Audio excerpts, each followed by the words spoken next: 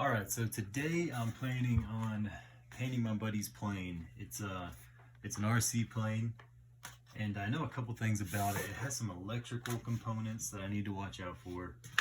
Right here, it's got the little prop right there, and it's got a sensor in the front. So when you're painting these things, you need to watch out for those things. Obviously, it's got some mechanical things with the wing flaps back here, but generally, when I've painted this type of material before, I run into some problems with the whatever the finish is on this is really hard to work with as far as painting, taping over it, and then taking that tape off. It just peels the paint right off. And if you could feel this, it's kind of slick, and that's kind of difficult to work with. What my idea is to paint the whole thing, and then just do some accent colors. So the plan is to make it really simple. And because I've done some other planes, I'll post pictures of them real quick. And you can see the paint jobs I've done. Those were real touch and go with it as far as difficulty is concerned. There are some ways to curb that. You can spray Super 44, which is just a spray adhesive over the whole thing. The problem I found with that is when you spray that on one of these and you go to tape it, the tape plus the adhesive makes it super sticky. So when you're trying to peel the tape back off, it is impossible to do a neat job. So I think this build or this paint job should avoid a lot of that. It's a really simple way to do it, and I think the effect's going to be really cool.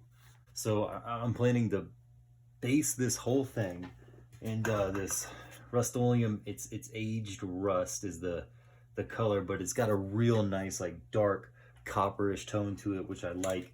And I have not used this specific paint on planes, but I imagine it should work perfectly fine because this stuff does adhere well to paint. Paint adheres well to it, but again, you know, it can be tricky when you're trying to do more detailed work.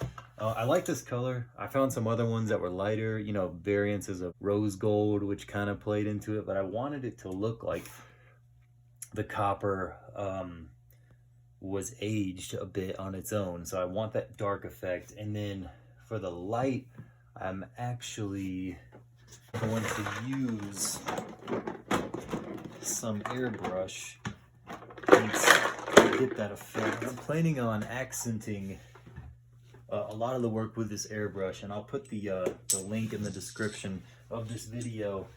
This is a master airbrush I got on Amazon, and it's really simple to take apart and clean, and I've gotten some real good detail done with it.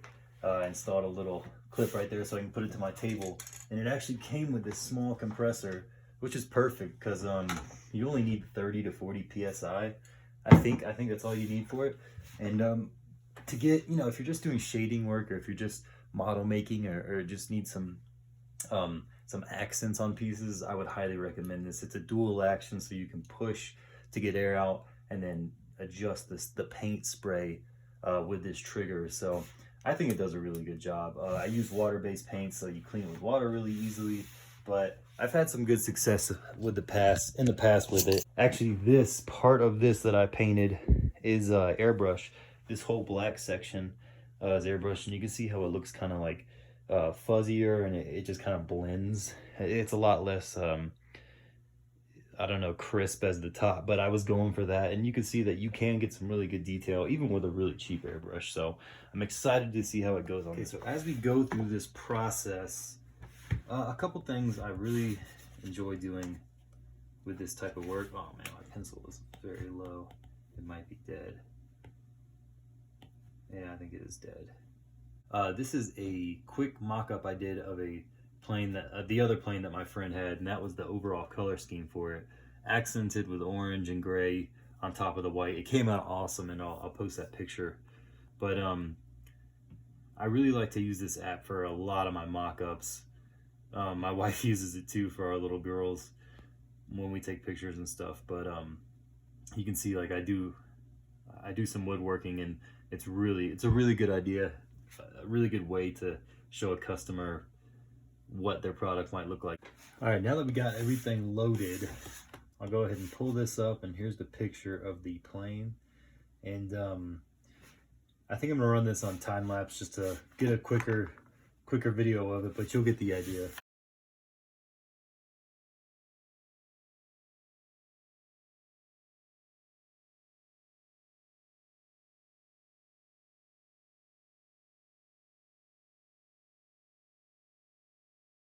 All right, so we got the base color of what I think is going to be the plane design, at least what I planned on. I'm gonna just kind of outline some of the hard lines so you get a better shape of the plane real quick. And that's the funny thing with this designing this is like it gives you sort of a good idea, but it also doesn't really give you an idea what the final product's going to look like. So I like to fool around with it just to see if what I have in my mind is going to work. Sometimes it doesn't, sometimes it does, but at least this will give us a general idea of what rules to follow when we're shading and stuff. So I think the general overtone of the copper is a good idea. I think if I added some black accents and kind of aged, I think that's part of the problem is it looks too crisp and needs to be aged a little more. And another funny thing when you're doing this is that you never really know what you're going to get until you start going on the process of painting. So this can only tell you so much. I think it looks like it could be cool. We'll have to get going and see where it leads us.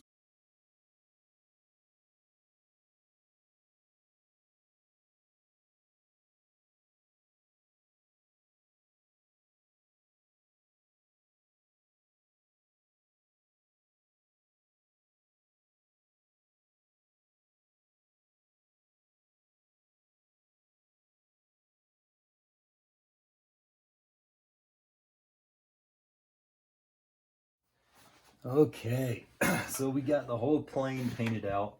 Came out real nice, real dark bronze. But I'm really happy with the way it came out. I think it looks really cool for a base color.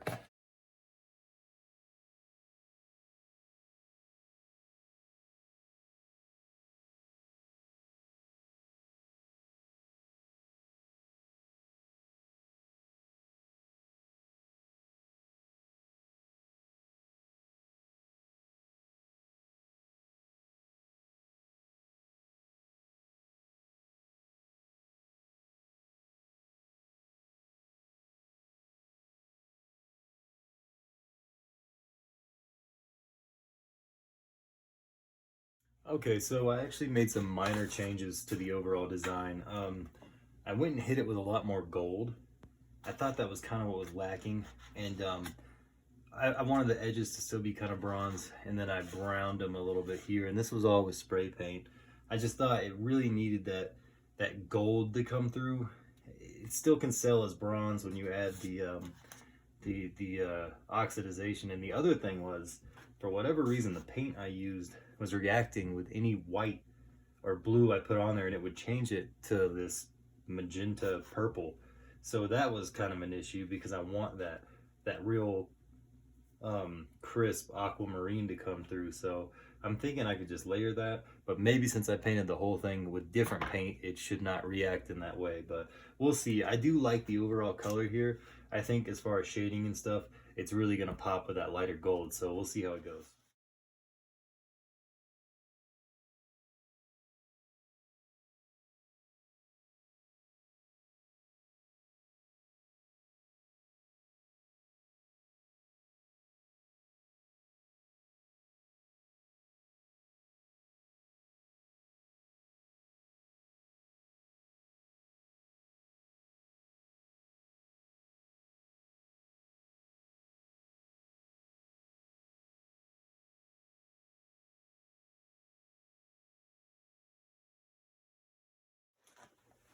All right, so I think I found a color variation I like. I really like the way this has turned out. I did some more extra distressing or weathering on this plane, and I think it's coming out really good. I'm gonna add some more. I really want the oxidized part to really pop, and I think from what I've seen from all the examples online, it's really vibrant. And I think that if I just add that really, really, really thick vibrancy and just a couple key parts, it really pays off. And this paint still tends to, dry, kind of opaque. I guess translucent, not opaque. But it dries. It doesn't hold its strength when it dries too well. So I really want to ring home the really deep and rich parts of that, because the examples I looked at, it's really strong. You have the copper, and then when you have this aqua for the oxidizing part, it is just really strong in the examples that I've seen. I think I do like that. I think it looks pretty cool. So I'm gonna go ahead and keep doing that.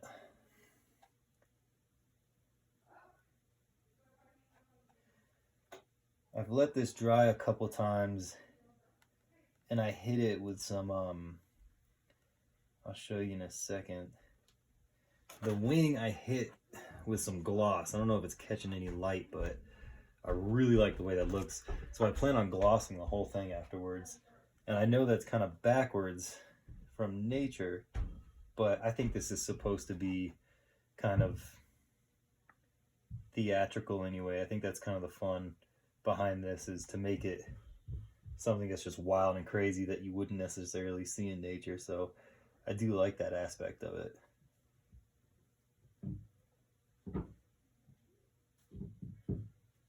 It's nice. I think coming back is making a big difference.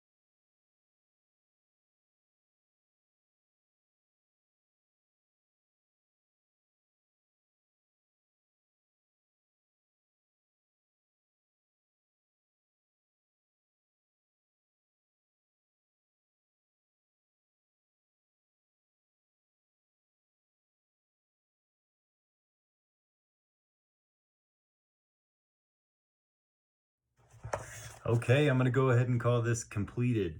Really happy with how it turned out. I really like the gold decision instead of the hard dark bronze.